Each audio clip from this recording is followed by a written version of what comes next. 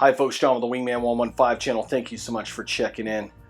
Today's just one of these fun videos that I love to do. Today we're going to take a little drive down memory lane and we're going to be talking about a vintage bow.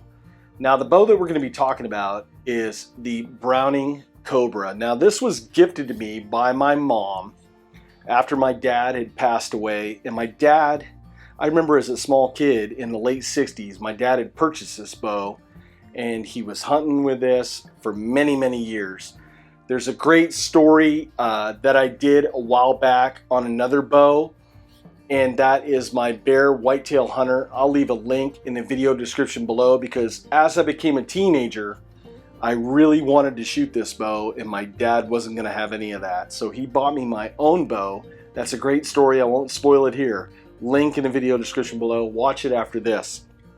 But what I wanted to do today was showcase this older vintage bow and kind of do a video series on some of the history and the makers of these older trad bows.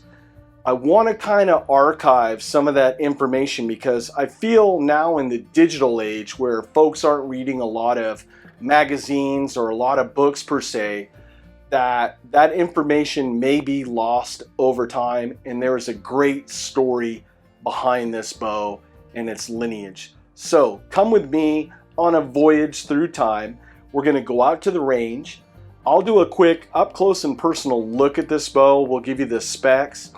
Then we'll talk about the history of Browning archery, and then we'll bring it on back for some final thoughts. Folks, archery history, vintage bows, it doesn't get any better than this on the channel. The video starts now.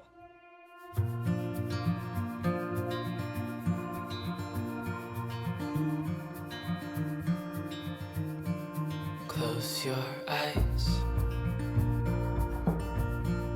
get some rest. I'm by your side. Lay your head on my chest.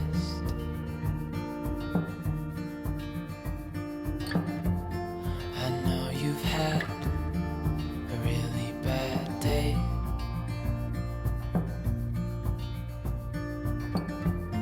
but I'm right here, it's gonna be okay.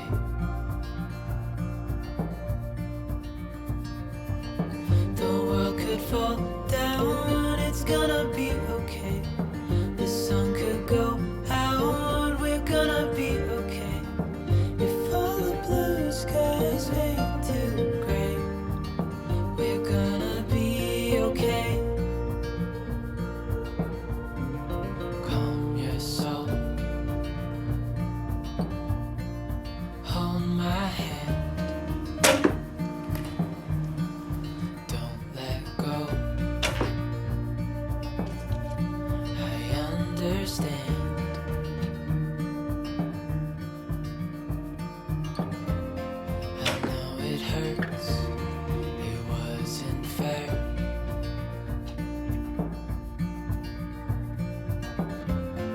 It's over now, so don't despair.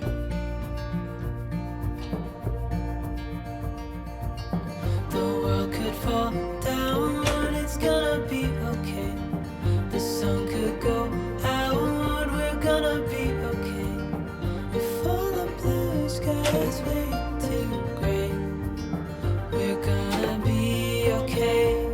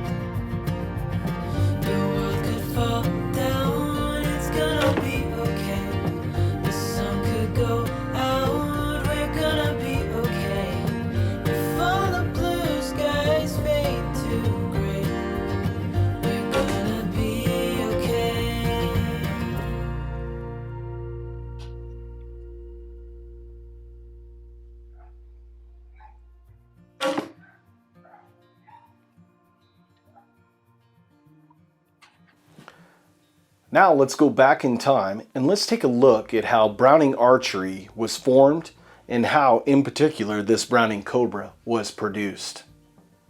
Now, from what I could gather, Browning Archery Division first came on the scene in 1962 with their first printed catalog. Some believe famous bowyer and bow designer Harry Drake had some sort of design consulting agreement with Browning early on, because you could see a lot of his style of designs in the bows that they built.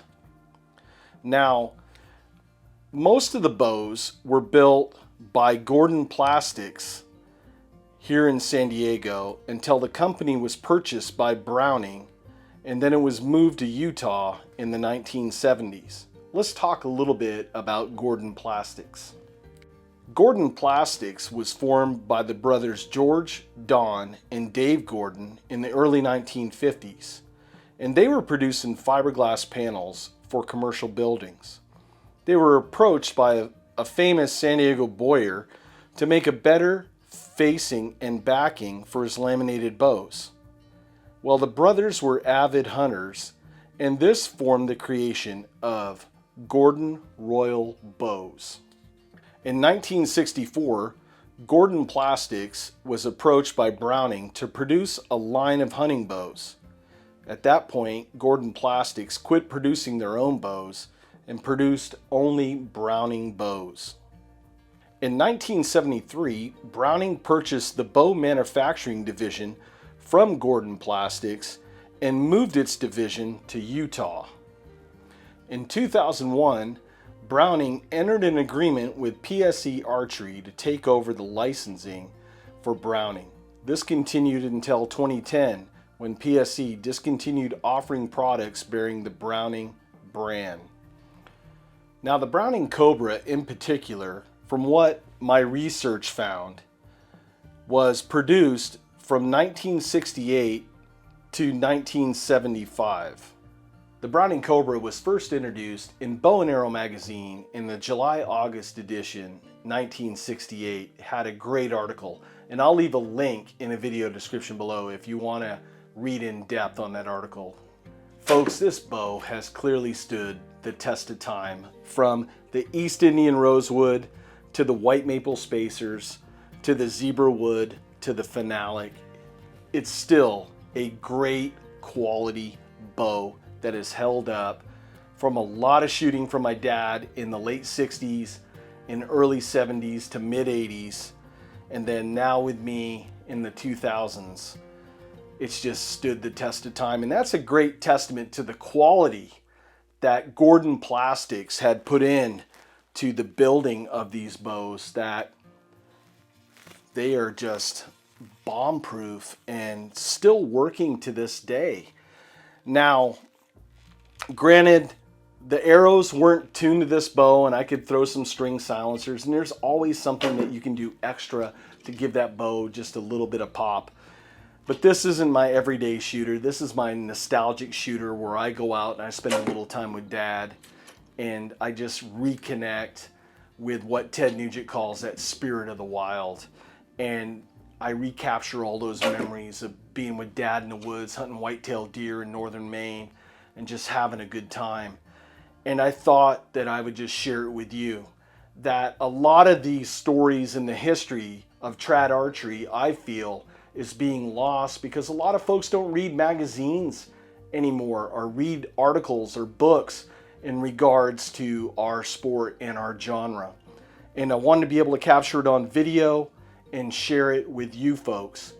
Folks, if you like this content and you want to see more and you're not a subscriber, please hit the subscribe button and that bell for notifications. Also, leave a comment. It lets me know that you like this content and that you want to see more of it. Folks, this has been a great video to produce. I had a lot of fun, and I'm glad I had the chance to share a little bit of myself and my dad with you folks out there. This is John with the Wingman 115 channel. I thank you so much for watching, and I'll see you on the next video. Take care, folks.